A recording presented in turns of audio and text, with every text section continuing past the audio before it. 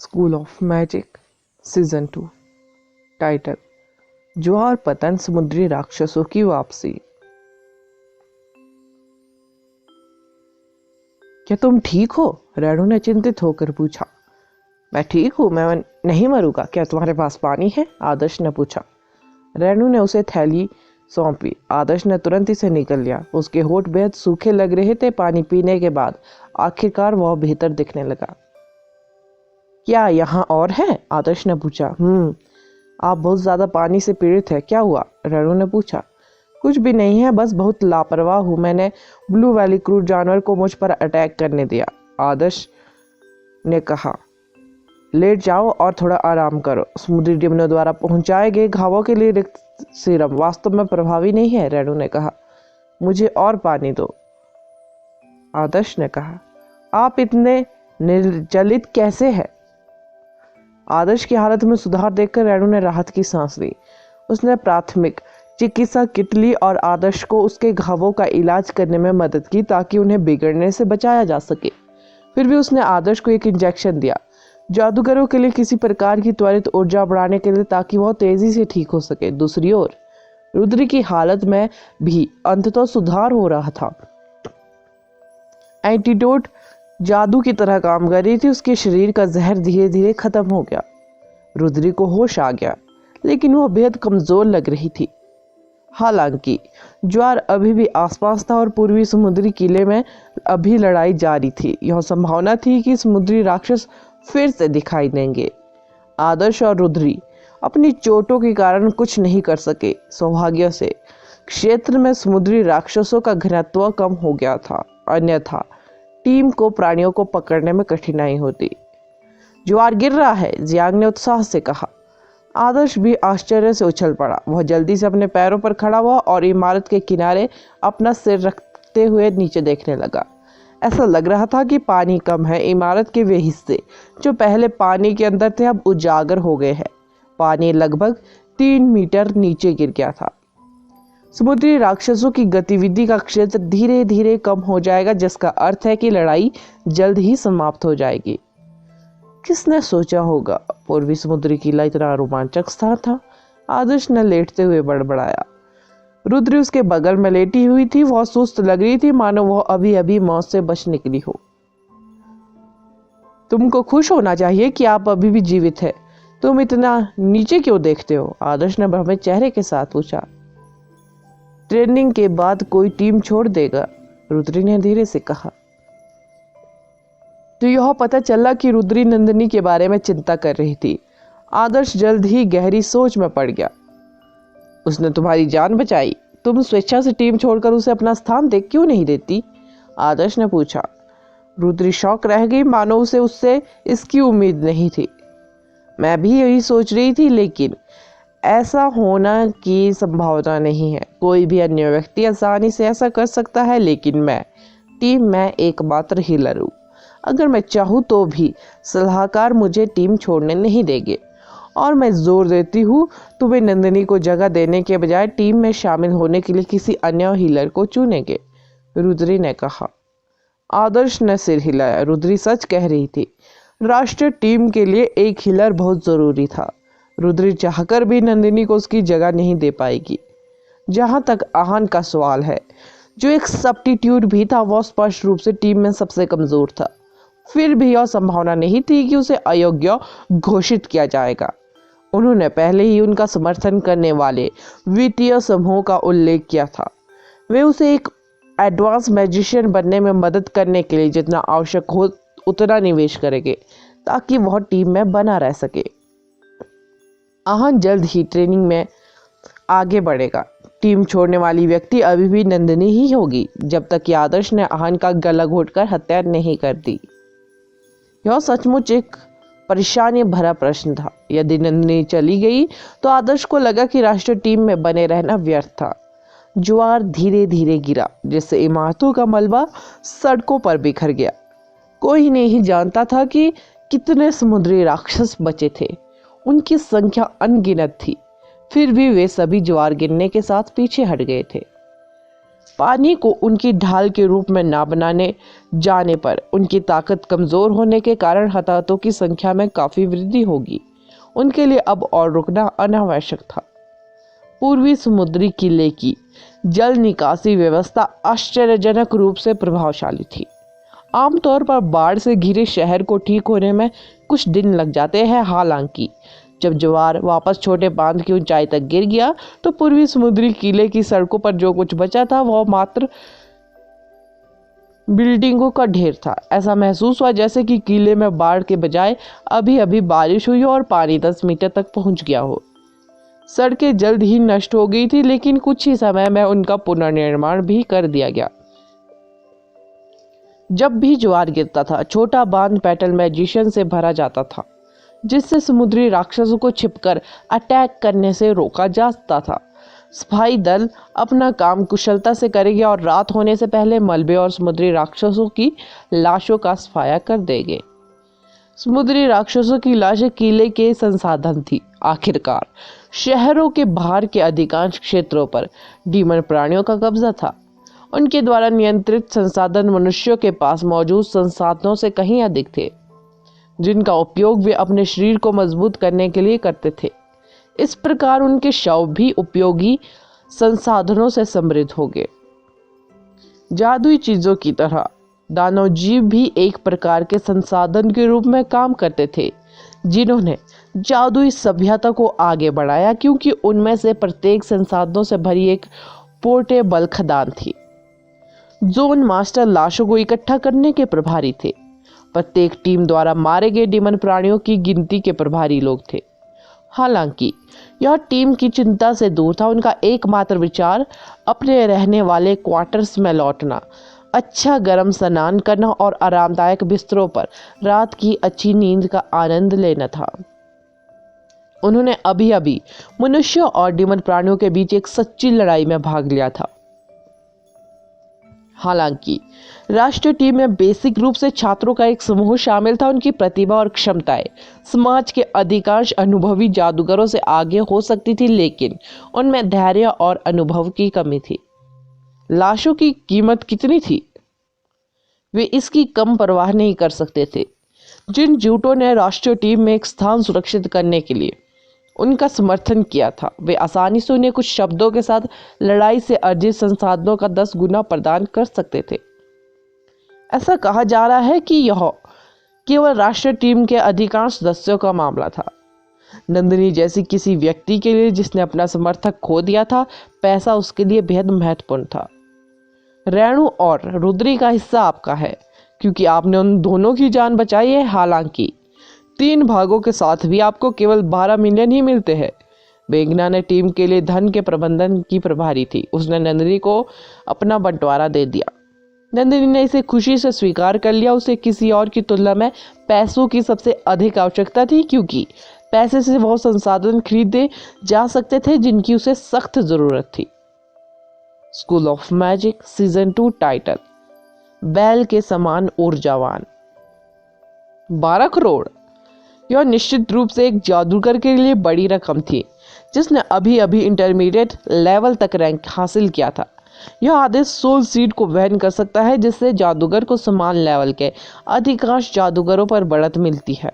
हालांकि यह इंटरमीडिएट मैजिशियनों के लिए उतना महत्वपूर्ण नहीं था जो अपने इंटरमीडिएट लेवल की चरम पर पहुंच चुके थे।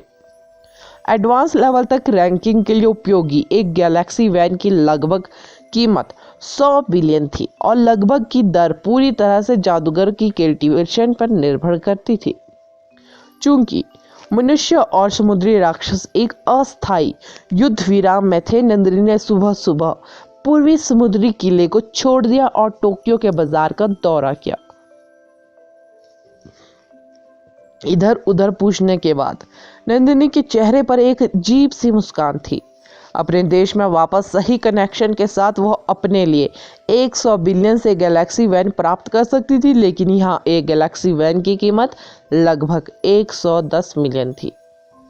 पूर्वी समुद्री किले में अपनी कड़ी मेहनत से उसने जो पैसा कमाया वह केवल गैलेक्सी वैन की कीमतों के बीच के अंतर को ही कवर कर सकता था। नंदिनी को अचानक पता नहीं चला कि उसके पास और क्या विकल्प है। यह काफ़ी प्रफुल्लित करने वाला भी था। एक समय था जब वह दूसरों पर से बहुत आगे थी, लेकिन चूंकि वह गड़बड़ी में शामिल थी, ऐसा लगा जैसे कुछ ही समय में बाकी लोग उससे आगे निकल जाएंगे और उसे बहुत पीछे छोड़ देंगे। नंदिनी अनजान नहीं थी। वह जानती थी कि टीम में कई लोग पहले ही एडवांस लेवल पर रैंक कर चुके हैं, लेकिन उन्होंने इसे कभी नहीं दिखाया, या वे अभी भी स्टार कॉन्स्टलेशन बनाना सीख रहे हैं। यह बहुत बड़ी गलती होगी यदि कोई बाहरी व्यक्ति यह मान ले कि वे अभी भी इंटरमीडिएट लेवल के टॉप पर है। जल्द ही टीम के सदस्यों के प्रदर्शन का मूल्यांकन करने का समय आ जाएगा। यहाँ तक कि लोग अभी भी इंटरमीडिएट लेवल तक रैंक नहीं कर पाए थे, उन्हें भी उनका समर्थन करने वाले गुटों से बहुत सारे संसाधन प्राप्त होंगे। वे रैंक बढ़ाने का प्रयास करने के लिए अनगिनत गैलेक्सी वैन खरीदेंगे, जैसे कि वे स्वतंत्र हो। तब तक नंदिनी एकमात्र ऐसी व्यक्ति होंगी जो अभी भी टीम में इंटरमीडिएट लेवल पर होगी। ट्रेनिंग अवधि के दौरान विभिन्न राष्ट्रीय टीमों के बीच प्रतिस्पर्धा उतनी भयंकर नहीं थी जितना उसने शुरू में सोचा था। असली प्रतिस्पर्धा टीम के सदस्यों के बीच थी, क्योंकि हर बार जब टीम किसी नए गंतव्यों के लिए प्रस्थान करती थी तो टीम में एक या दो लोगों को बदल दिया जाता था। नंदिनी उदास होकर पूर्वी समुद्री किले में लौट आई। क्या इसका मतलब यह है कि वह नेबुला के चारों ओर की बाधा को अकेले ही तोड़ सकती थी? इसकी संभावना बहुत कम थी।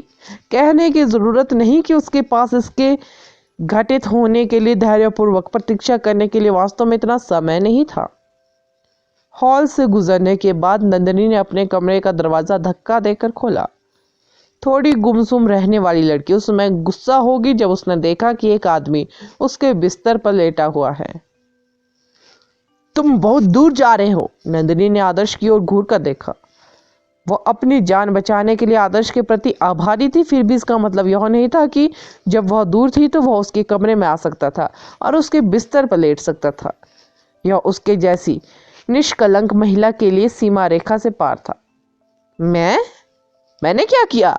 आदर्श की आंखें चौड़ी होगी, वह बेहद भ्रमित लग रहा था। नंदिनी इसे खोने ही वाली थी जब उसने देखा कि उसका सामान कमरे में नहीं था। गंदा कमरा आदर्श के कपड़ों से भरा हुआ था और मोजे हर जगह बिखरे हुए थे। नंदिनी को अंततः एहसास हुआ कि वह आदर्श के कमरे में चली गई थी। सूट का लेआउट सेम था। जब नंदिनी वापस आ रही थी तो वह आदर्श से मिलने के बारे में सोच रही थी, यह देखने के लिए कि वह कितनी अच्छी तरह से ठीक हो रहा है। हालांकि वो अपने विचारों में इतनी बिजी थी कि उसने मान लिया कि वह अपने कमरे में वापस चली गई थी जब उसका शरीर आदर्श के कमरे की ओर बढ़ रहा था। ओह, कुछ नहीं, मैं यहाँ यह देखने आई हूँ कि आप क्या कर रहे हैं। नंदिनी ने अपने विचार एकत्र किए। आदर्श को अपने चेहरे से ठंडा पसीना टपकता हुआ महसूस हुआ। उसने मुस्कुराते हुए नंदिनी का अभिवादन किया और उस फोन को कंबल के नीचे छिपा दिया जिसका उपयोग वह कुछ जापानी सेक्सी फिल्मों को देखने के लिए कर रहा था। मैं ठीक हूँ, बात सिर्फ इतनी है कि मेरा बहुत ज़्यादा खून बह गया और मुझे ध्यान नहीं आया। मेरी किडनी बिल्कुल ठीक है, आदर्श ने मुस्कुराते हुए कहा। सुनकर अच्छा लगा, मैं अब जा रही हूँ। नंदिनी को आदर्श के कमरे में रहने में असहजता महसूस हुई। आदर्श की कभी कभार नजर पड़ने से वह असहज महसूस नहीं कर रही थी, क्योंकि वह लंबे समय से इसकी आदी हो चुकी थी। लेकिन फर्श पर पड़े गंदे मौजों की तीखी गंध और हवा में एक अजीब सी गंध बनी हुई थी। आदर्श ने कहा, बैठिए, मैं बता सकता हूँ कि तुम उदास महसूस कर रही हो। नंदिनी से बात करते समय आदर्श ने जल्दी से गंदे मौजों पर अपनी इच्छा जाहिर कर दी। टेलीकिनेसिस का उपयोग करते हुए आदर्श ने कुशलता से मौजे पकड़ लिए, खिड़की खोली और उन्हें बाहर फेंक दिया। आदर्श की प्रतिक्रिया से नंदिनी खुश भी थी और गुस्सा भी थी। आखिर किसने उनके मौजों से छुटकारा पाने के लिए मैजिक का इस्तेमाल किया? अरे चलो टहले, यहाँ हवा बहुत अच्छी नहीं है, आदर्श ने सुझाव दिया। मैं अभी वापस आता हूँ, बस आओ, पूर्वी समुद्री किले में एक बाजार है, आइए इसकी जांच करें, शायद हम कुछ उपयोगी पा सके, आदर्श ने कहा। नंदिनी ने कहा, मैं अभी वापस आई हूँ। नंदिनी ने इसके बारे में फिर से सोचा। उसके पास गैलेक्सी वैन खरीदने के लिए पर्याप्त पैसे नहीं थे, इसलिए उसके लिए ऐसी चीज़ें खरीदना बेहतर था जो उसके लिए अधिक उपयोगी थी, अन्यथा पैसे को इधर उधर रखना व्यर्थ था। पूर्वी समुद्री किले का बाजार अंतर्राष्ट्रीय स्तर पर का भी काफ़ी प्रसिद्ध था, जहां सभी प्रकार के कबाड़ और दुर्लभ सामग्रियां मिलती थी। यह सब मूल्यवान वस्तु को चुनने के लिए खरीदारी की अंतर्दृष्टि पर निर्भर करता था। अधिकांश जादूगर अपनी बचत को इस तरह के बाजार में खर्च करते हैं, यह आशा करते हुए कि यदि वे भाग्यशाली रहे तो वे अमीर बन सकते हैं। नंदिनी ने सिर हिलाया। मुझे 5 मिनट दो, मैं नहा कर आता हूँ। आदर्श अपने कंबल के नीचे से बाहर निकला और अपने अंडरवियर में बाथरूम में भाग गया।